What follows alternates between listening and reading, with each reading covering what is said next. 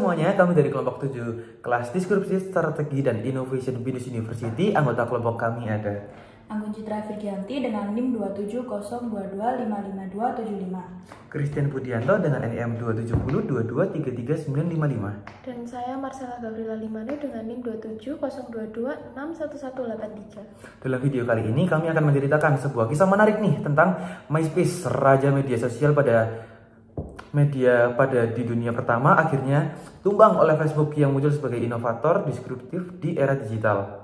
Mari kita mulai awal kisahnya. Pada tahun 2003, MySpace didirikan oleh Tom Anderson dan juga Chris DeWolf sebagai platform jejaring sosial yang memungkinkan pengguna untuk membuat profil pribadi, berbagi musik, foto, blog, menjelajahi pertemanan secara daring. Yang membuat MySpace ini secara istimewa adalah kemampuan kostumisasi profil menggunakan HTML dan juga SCC sederhana. Setiap halaman profil bisa terlihat unik dan juga kreatif. Sesuatu yang sangat menarik bagi pengguna muda saat itu. Bahkan MySpace menjadi wadah bagi banyak musisi baru yang dikenal oleh publik seperti Arctic Monkeys dan juga Lily Allen.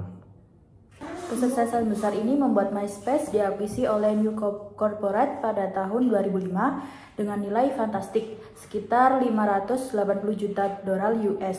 Pada puncak kejayaan tahun 2008, MySpace memiliki lebih dari 100 juta pengguna aktif di seluruh dunia, menjadikannya pioner dan simbol awal era media sosial modern. Namun kejayaan itu tidak berlangsung lama. Setelah akuisisi fokus MySpace bergeser, alih-alih berinovasi, perusahaan justru terlalu fokus pada iklan dan monetisasi, mengabaikan kenyamanan pengguna. Tampilan platform menjadi berat, penuh iklan dan tidak stabil. Bahkan lebih parah lagi, MySpace gagal beradaptasi dengan tren mobile yang mulai berkembang pesat. Ketika dunia beralih ke ponsel pintar, MySpace masih terpaku pada tampilan desktop yang lambat dan berantakan. Perubahan ini membuat pengguna perlahan meninggalkan MySpace dan beralih ke platform baru yang lebih simpel seperti Facebook. Facebook hadir pada tahun 2004, didirikan oleh Mark Zuckerberg bersama teman-temannya di Harvard University. Awalnya dibuat untuk mahasiswa. Lalu Facebook dengan cepat berkembang menjadi platform global.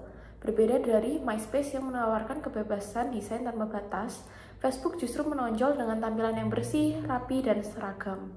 Selain itu, Facebook memperkenalkan konsep identitas nyata atau real name system, di mana pengguna menggunakan nama asli mereka sehingga interaksi terasa lebih autentik dan aman. Inilah yang membuat Facebook menjadi inovator disruptif. Menurut Disruptive Innovation dari Clayton Christensen, disrupsi terjadi ketika sebuah inovasi baru masuk ke pasar dengan model yang lebih sederhana, efisien, dan lebih sesuai dengan kebutuhan konsumen, persis seperti yang dilakukan Facebook. Facebook memanfaatkan teknologi web 2.0, cloud computing, dan algoritma berbasis data untuk menciptakan pengalaman pengguna yang cepat, ringan, dan personal. Selain itu, fitur seperti news feed, like button, dan tagging system membuat interaksi sosial terasa lebih hidup. Dengan membuka akses bagi pengembang pihak ketiga melalui Facebook API, Facebook membangun ekosistem besar yang mempertemukan pengguna, bisnis, dan pengembangan aplikasi dalam satu platform. Perbedaan DNA bisnis inilah yang membuat Facebook mampu menguncang dominasi MySpace. MySpace terlalu sibuk dengan mempercantik tampilan, mengejar iklan, sementara Facebook fokus pada kesederhanaan, kecepatan, dan juga konversi nyata antar pengguna. Akhirnya MySpace kehilangan daya saing dan tertinggal jauh, menjadi contoh klasik bagaimana perusahaan besar bisa runtuh karena gagal beradaptasi terhadap perubahan teknologi dan perilaku pengguna. Dari studi kasus ini, kami belajar bahwa menjadi pioner tidak selalu berarti bertahan lama.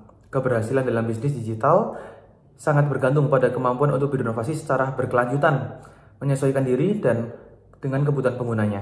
Inovasi yang baik bukan hanya tentang menciptakan fitur baru, tetapi tentang memberikan nilai nyata bagi penggunanya. Kesederhanaan, kenyamanan, relevansi adalah kunci dalam menghadapi era disrupsi.